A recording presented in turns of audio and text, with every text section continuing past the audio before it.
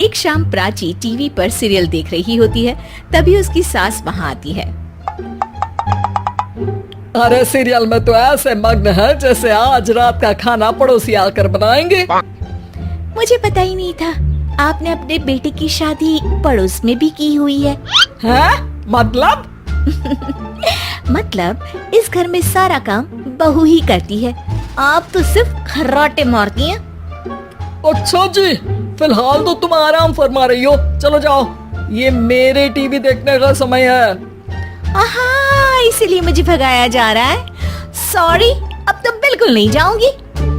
प्राची की इस बात पर दोनों सास बहू के बीच टीवी रिमोट के पीछे बच्चों जैसे छीना झपटी शुरू हो जाती है, जिसके बीच श्लोक भी काम से घर वापस आ जाता है। आज मेरी चूहे बिल्ली की जोड़ी किस बात पर झगड़ रही है? अरे तेरे बीवी मुझे टीवी ही नहीं देखने दे रही। अरे तुम्हारी मम्मी मुझे खाना बनाने के लिए फोर्स कर रही है। अरे वाह, ऐसे बेतुके रीजन पर तो बच्चे भी झगड़ा नहीं करते। अरे मुझे कुछ मत बोल, सब इसने ही शुरू किया है। हाँ हाँ, जैसे आप तो बहुत दूध की धूली है ना। अरे बस, दोनों चुप। प्राची जाओ, खाने की तैयारी करो। और माँ तुम छोड़ो, तुम्हें क्या बोलूं, शांति से अपना सीरियल देखो, मुझे दोबारा लड़ने की आवाज सुनाई नहीं देनी चाहिए। ऐसा बोलकर श्लोक वहाँ से चला जाता है, जिसके पीछे पीछे प्राची भी कुछ न कुछ बड़बड़ाते हुए रसोई में चली जाती है। हाँ हाँ, सासू जी को तो कुछ बोलेंगे ही नहीं, बस मुझ पर ही हुक्म चलता है, खाना बनाओ, जैसे मैं इनके घर में खाना बनाने के लिए आई हूँ। इसी तरह शाम बीतती है और रात को श्लोक और प्राची की सास खाना खाकर सोने चले जाते हैं, लेकिन प्राची गुस्से में कुछ खाए बिना काम में ही लगी रहती है। इस घर में किसी को घंटा फिक्र नहीं पड़ता, मैं खाऊं या भूखी रहूं। प्राची कुछ देर के लिए रसोई से बाहर जाती है और जैसे ही वापस आती है तो वहाँ दूध का भरा ग्लास देखकर हैरान रह जाती है। फिक्र पूरी है, बस दिखाना नहीं है। प्राची दूध पीकर सोने चली जाती है और अगली सुबह एक बार फिर सास बहू का कार्टून नेटवर्क स्टार्ट हो जाता है। ये तुमने ही किया है।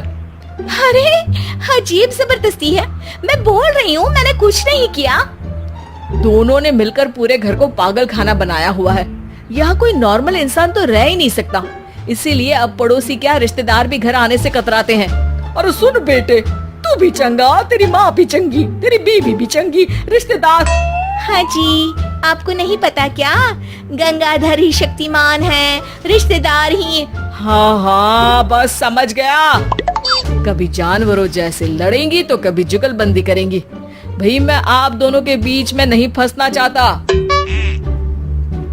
सास बहू की इस मनमौजी जोड़ी से परेशान होकर श्लोक अपना सिर खुजलाता वहाँ से चला जाता है।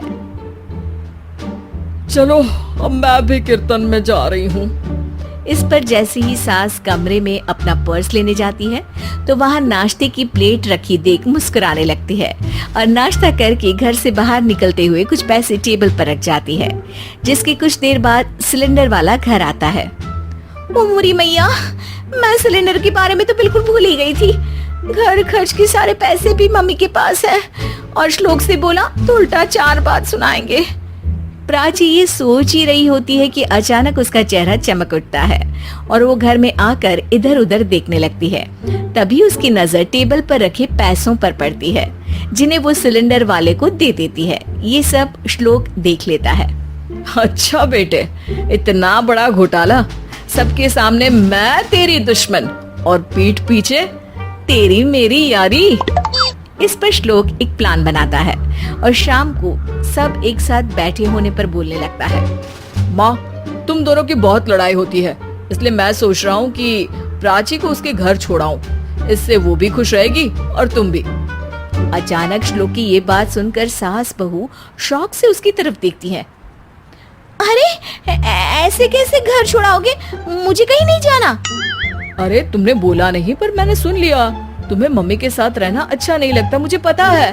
अरे वो, अरे जब बहू खुद कुछ काम बोले तो वो तुझे सुनता नहीं, और अब जो इसने बोला ही नहीं वो तू समझ गया। जब उसे नहीं जाना तो फिर जबरदस्ती क्यों कर रहा है?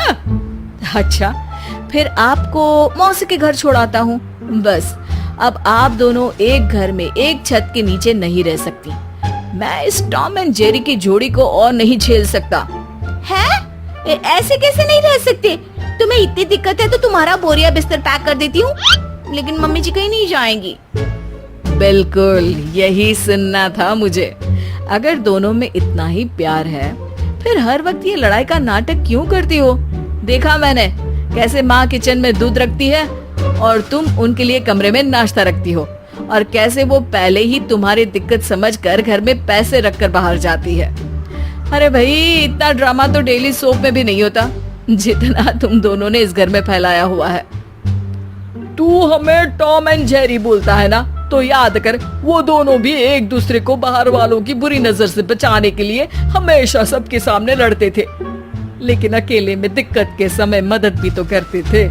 बस हमारा रिश्ता भी कुछ ऐसा ही है। और वैसे भी अगर सास बहू में तू मैं नहीं होती तो दुनिया वालों को कहानियां कैसे मिलेंगी?